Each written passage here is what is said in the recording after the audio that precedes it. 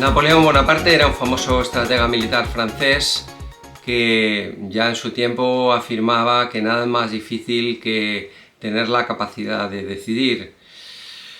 Lo cierto es que decidir es un proceso multifactorial que depende de distintos elementos.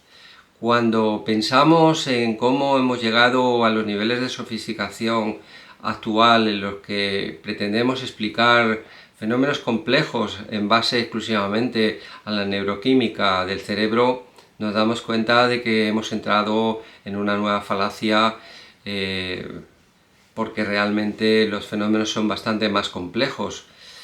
El hombre es proclive a intentar entender las cosas complejas de forma sencilla y ya que es difícil asumir nuestras limitaciones a la hora de entender el universo y nuestra propia naturaleza.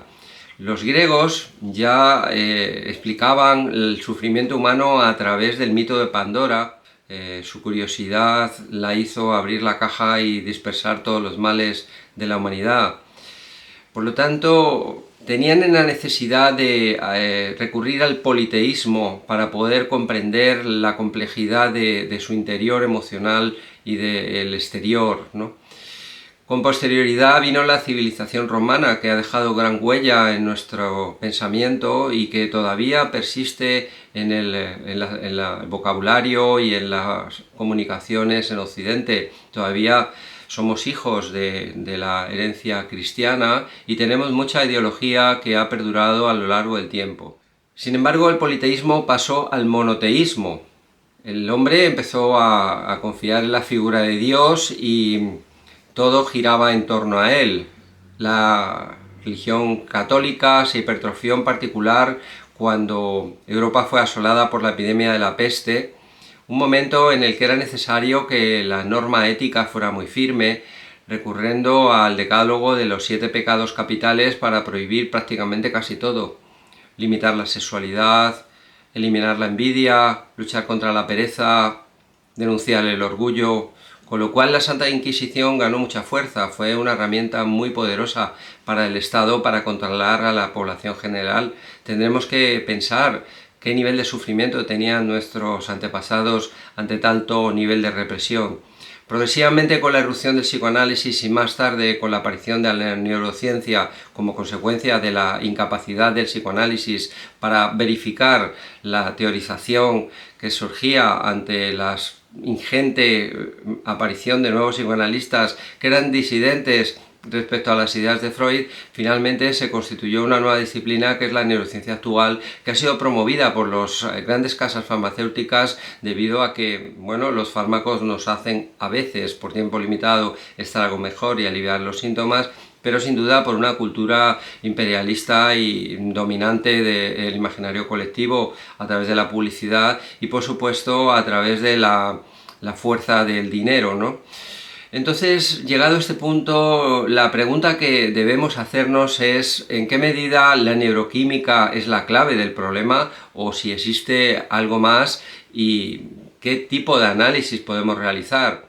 La psiquiatría actual está impresa de un pragmatismo que se ha alejado de toda ideología previa y realmente es el pragmatismo norteamericano. Se siguen unos manuales que son recetarios de cocina, como es el caso del DSM-5, en el cual se habla de múltiples trastornos y se hace una ensalada que no va a ninguna parte en base a el trastorno de ansiedad generalizada, las psicosis atípicas, el trastorno de ansiedad social, la depresión menor, la depresión mayor, la distimia. Es decir, al final se usa una terminología que está basada en una patologización generalizada de la sociedad y los individuos, pero no se entra en el trasfondo real de la problemática humana. Realmente el trasfondo real de la problemática humana es relativamente elemental porque se basa en la colisión entre el deseo interior y la norma ética o la represión que provoca el Estado y sus proyecciones sobre el sujeto. Una vez que la religión ha desaparecido, lo que queda actualmente es la ley, y esa ley está codificada en base a un código penal, pero realmente ha habido un colapso a nivel del sistema moral que regía la interrelación entre los seres humanos. Este colapso ha dado lugar a un viraje copernicano en cuanto a lo que respecta a la patología del hombre. No hace falta irse muy lejos del tipo de problemas que aparecían a principios del siglo XX, que básicamente se centraban en el neuroticismo, es decir, la histeria, o problemas basados en las temáticas de Dios, la culpa, básicamente, ¿no? Para ahora pasar a una problemática centrada en el hedonismo. El hombre del siglo XXI, hombre y mujer del siglo XXI, se sienten dueños de su vida, pretenden soluciones inmediatas a problemas muy complejos que requieren terapias largas y tratamientos también farmacológicos a veces prolongados, y buscan soluciones como el que mete un coche en el taller mecánico y que esté resuelto en 15 minutos. Obviamente, por ahí no vamos a ninguna parte. Hay que comprender que si uno acude a los psiquiatras o los psicólogos necesita entender que el proceso es más largo de lo que piensa, pero además, aparte de los elementos químicos que sin duda influyen y que son de corte interno, por así decirlo, existe toda una problemática exterior que está presente y que obviamente castra, dificulta o limita al sujeto.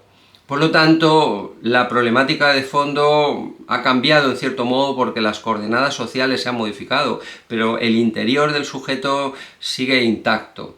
En el fondo, las bases del deseo son el amor y el odio, y luego a partir de ahí hay toda una codificación o sofisticación, una escala de emociones que dan lugar a la codificación del orgullo, la envidia, la pereza, la tristeza, o por ejemplo la avaricia, o incluso, por supuesto, la vehemencia en el deseo sexual. Por lo tanto, estos son todos los ingredientes en los que hay que entrar a fondo. Lo iremos haciendo en múltiples vídeos.